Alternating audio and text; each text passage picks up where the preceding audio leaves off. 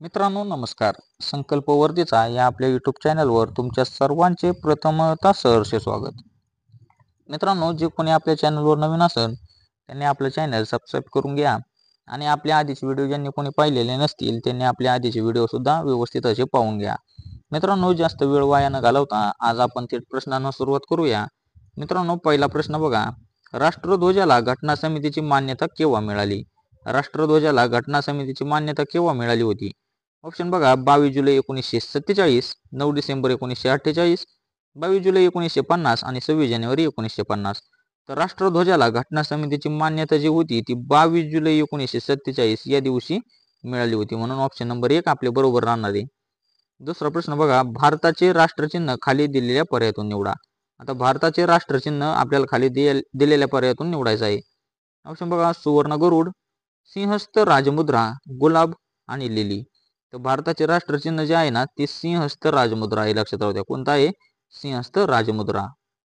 तिसरा प्रश्न बघा. भारताचे पितामह असे कोणास ओळखले जाते? आता भारताचे पितामह म्हणून कोणाला ओळखले जाते? ऑप्शन बघा. न्यायमूर्ती रानडे, रवींद्रनाथ टागोर, दादाभाई नौरोजी आणि फिरोजशाह मेहता. तर भारताचे पितामह म्हणून दादाभाई नौरोजी यांना ओळखले जाते. लक्षात राहू द्या, कोणाला ओळखले जाते? दादाभाई नौरोजी. आणि राष्ट्रपिता म्हणून महात्मा गांधींना ओळखले जाते. ह्या दोन प्रश्नांचा तुम्ही फरक व्यवस्थित लक्षात घ्या. चौथा प्रश्न बघा. राष्ट्रीय मतदार दिन दरवर्षी कोणत्या दिवशी साजरा केला जातो? राष्ट्रीय मतदार दिन. ऑप्शन बघा. 13 जानेवारी, 25 जानेवारी, 7 जानेवारी आणि 12 जानेवारी. तर राष्ट्रीय मतदार दिन जो असतो ना तो 25 जानेवारीला असतो. लक्षात राहू द्या, कधी असतो? 25 जानेवारीला. पाचवा प्रश्न बघा. टिंबटिंब सेनापती असे म्हटले जात असे. आता कोणाला सेनापती असं म्हटलं जात होतं? ऑप्शन बघा. लाला हरदयाळ, सुभाषचंद्र बोस, लाला लजपतराय, पांडुरंग महादेव बापट. तर मित्रांनो, पांडुरंग महादेव बापटांना सेनापती असे म्हटले जात होते. लक्षात राहू द्या. सहावा प्रश्न बघा. विधवा विवाह हे पुस्तक कोणी लिहिलेले आहे? विधवा विवाह हे पुस्तक कोणी लिहिले? ऑप्शन बघा. ईश्वरचंद विद्यासागर, विरा शिंदे, महात्मा फुले आणि लोकमान्य टिळक. तर विधवा विवाह हे पुस्तक आहे ना ते ईश्वरचंद विद्यासागर यांनी लिहिलेलं आहे. लक्षात राहू द्या, कोणी लिहिलेलं आहे? ईश्वरचंद विद्यासागर. सातवा प्रश्न बघा. लोकसभेची निवडणूक कोणत्या पद्धतीने होते? आता लोकसभेची जी निवडणूक असते ते कोणत्या पद्धतीने होते? ऑप्शन बघा. प्रौढ, गुप्त, दिलेले सर्व आणि प्रत्यक्ष. तर मित्रांनो, प्रौढ व्यक्तींद्वारे होती, गुप्त पण होती, प्रत्यक्षपणे पण होती. त्यामुळे दिलेले सर्व आपल्या प्रश्नाचे उत्तर राहणार आहे. दिलेले सर्व. आठवा प्रश्न बघा. भारतातील पहिल्या महिला राज्यपाल टिंबटिंब या होय. आता भारताच्या पहिल्या महिला राज्यपाल कोण होत्या? ऑप्शन बघा. शारदा मुखर्जी, विजयालक्ष्मी पंडित, प्रतिभा पाटील आणि सरोजिनी नायडू. तर भारतातील पहिल्या महिला राज्यपाल होत्या सरोजिनी नायडू. लक्षात राहू द्या, कोण होत्या? सरोजिनी नायडू. हा प्रश्न कित्येक वेळा वेगवेगळ्या स्पर्धा परीक्षेमध्ये विचारण्यात आलेला आहे, त्यामुळे हा प्रश्न व्यवस्थित लक्षात राहू द्या. नववा प्रश्न बघा. आपल्या देशाची गुप्तहेर संघटना पर्यायातून निवडा. आपल्या देशाची गुप्तहेर संघटना कोणती? ऑप्शन बघा. IB, RAW, दिलेल्या सर्व आणि CBI. तर मित्रांनो, दिलेल्या सर्व ज्या आहेत ना ते आपल्या देशाच्या गुप्तहेर संघटनांपैकी एक आहेत. लक्षात राहू द्या. कोणत्या कोणत्या आहेत? IB आहे, RAW रॉ आहे आणि CBI पण आहे. त्यामुळे दिलेल्या सर्व. 10वा प्रश्न बघा. चुकीचा पर्याय निवडा. आता या दिलेल्या उदाहरणांपैकी तुम्हाला चुकीचा पर्याय निवडायचा आहे. ऑप्शन बघा. राष्ट्रीय वारसा प्राणी हत्ती, राष्ट्रीय फळ सफरचंद, राष्ट्रीय प्राणी वाघ आणि सर्व पर्याय योग्य आहेत. तर मित्रांनो, राष्ट्रीय फळ सफरचंद हे आपल्या प्रश्नाचे उत्तर आहे, म्हणजेच हा ऑप्शन जो आहे तो चुकीचा ऑप्शन आहे. 11वा प्रश्न बघा. रायगड जिल्हा खालीलपैकी काय म्हणून ओळखला जातो? आता रायगड जिल्ह्याची ओळख खालील पर्यायातून निवडायची आहे. ऑप्शन बघा.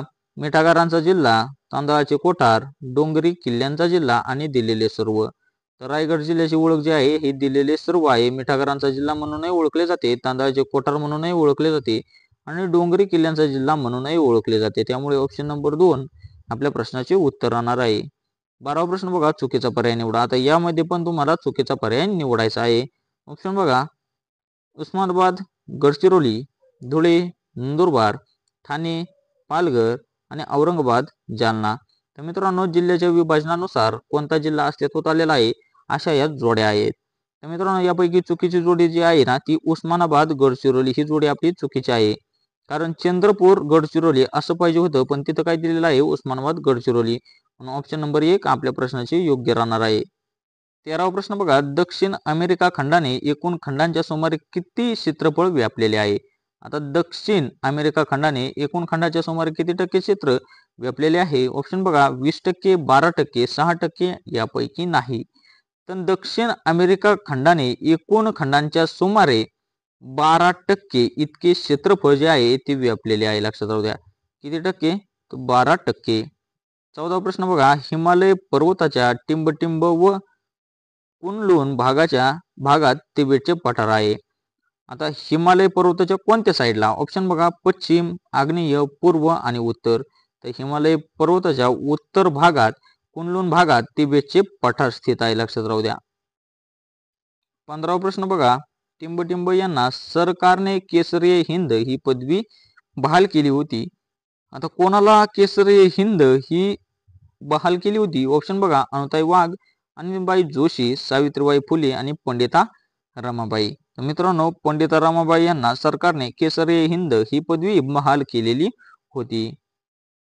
पुढचा 16वा प्रश्न बघा, खाली दिलेल्यापैकी कोणता जिल्हा हा गडचिरोली जिल्ह्याच्या शेजारील जिल्हा आहे? आता गडचिरोली जिल्ह्याच्या शेजारील जिल्हा कोणता आहे? ऑप्शन बघा चंद्रपूर, वाशिम, सोलापूर आणि बुलढाणा. तर चंद्रपूर हा जो जिल्हा आहे तो गडचिरोली जिल्ह्याच्या शेजारील जिल्हा आहे. 17वा प्रश्न बघा, पेंच हा जलविद्युत प्रकल्प टिंबटिंब या जिल्ह्यात आहे. पेंच हा जलविद्युत प्रकल्प कोणत्या जिल्ह्यात आहे? ऑप्शन बघा ठाणे, नागपूर, नाशिक आणि कोल्हापूर.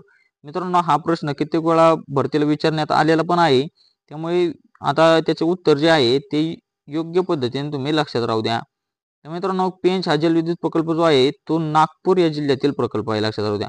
कोणत्या जिल्ह्यातील आहे? नागपूर जिल्ह्यातील प्रकल्प आहे. 18वा प्रश्न बघा, विधवा पुनर्विवाहाचा पुरस्कार करणाऱ्या समाज सुधारकाचे नाव पर्यायातून निवडा. विधवा पुनर्विवाहाचा पुरस्कार करणाऱ्या समाज सुधारकाचे नाव तुम्हाला पर्यायातून निवडायचे आहे. ऑप्शन बघा विष्णुशास्त्री पंडित, गोपाळ गणेश आगरकर, गोपाळकृष्ण गोखले आणि गोपाळकृष्ण गोखले. तर मित्रांनो विधवा पुनर्विवाहाचा पुरस्कार करणाऱ्या समाज सुधारकाचे नाव जे आहे ते विष्णुशास्त्री पंडित आहे. लक्षात राहू द्या. काय नाव आहे? विष्णुशास्त्री पंडित. 19वा प्रश्न बघा, कोणत्या मराठा राजाच्या दरबारातील कवीने शिवभारत ही वीर रसपूर्ण महाकाव्याची रचना केली होती? ऑप्शन बघा मालोजी महाराज, छत्रपती शिवाजी महाराज, छत्रपती शाहू महाराज, संभाजी राजे. मित्रांनो याचे उत्तर योग्य राहणार आहे छत्रपती शिवाजी महाराज. Option number 2.